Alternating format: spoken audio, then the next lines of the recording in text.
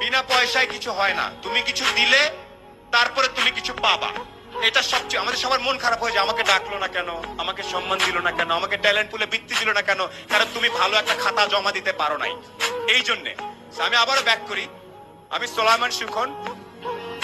আমার কৈশোর পর্যন্ত 16-17 বছর পর্যন্ত ঈদে যদি আমি প্যান্ট নিতাম তাইলে আমার ভাই জামা নিতে পারবে, এইরকম পরিবার থেকে আমি উঠে আসছি। আমার বাবা ছিলেন আর্মির একজন সার্জেন্ট, যেটাকে আমরা হাবিলদার বলি। আমরা ছিলাম 5 ভাই বোন। সে অবস্থা থেকে আল্লাহর রহমতে এখন অনেক ভালো জায়গায় আছি। এই গল্পটা ছোট্ট করে একটু বলবো। আমি নর্মাল বিভিন্ন জায়গায় পড়াশোনা করছি। গাড়ির সিট বেল্ট কেমনে বাঁধতে হয় সেটা আমি আসলে 18 বছর পর্যন্ত জানতাম না। গাড়ির সিট বেল্ট এদিক থেকে টাই নাই না এদিকে বাঁধতে আমি জানতাম না। আমি জানতাম না ওই পারফিউমের নাম কি, এগুলো জানতাম না। এখন আমি একটা জিনিস জানতাম, একমাত্র জ্ঞান অর্জন করলে, একমাত্র পরীক্ষার রেজাল্ট গুলা ভালো করলে সামনে কোনো না কোনো ভাবে আমার জীবনে পরিবর্তন আসতে পারে।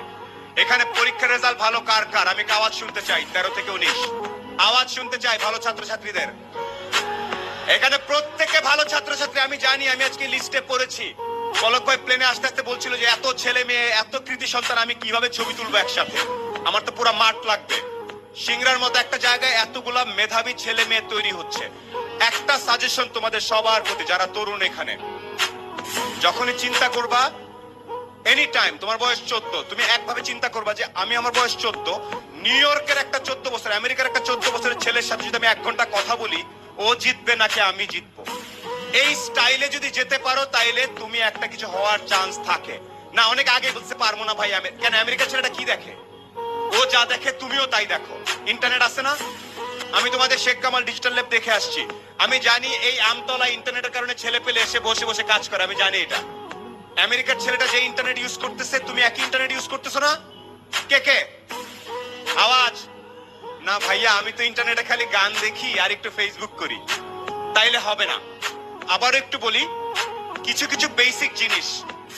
আজকে এই প্রোগ্রাম নাচা গানা শেষ হয়ে সবাই চলে যাওয়ার পরে বাসায় যাবা, শাওয়ার নিয়ে ঘুমানোর আগে একটু দাঁড়ায় বলবো, একটা লোক আসছিল কালো করে, ভাঙ্গাচোরা, দেখা তো খুব একটা ভালো মনে হলো না, বাট উনি একটা কথা বলছে, আমি যদি নিজেকে পৃথিবীর যে কোনো মহাদেশের 14-15 বছর একটা ছেলে বা মেয়ের সাথে সমান সমান দাঁড়ায় 1 ঘন্টা কথা বলার মতো ক্যাপাসিটি না থাকে, তাহলে আমি আর অনেক পিছায় আছি।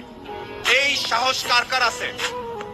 আমেরিকার একটা ছেলের সাথে 1 ঘন্টা, আয় বাবা তোর সাথে আলাপ করি, আয় তোর একটু চলন বিলের স্টাইল শিখায়, আয়, এটা কে কে করতে পারবে?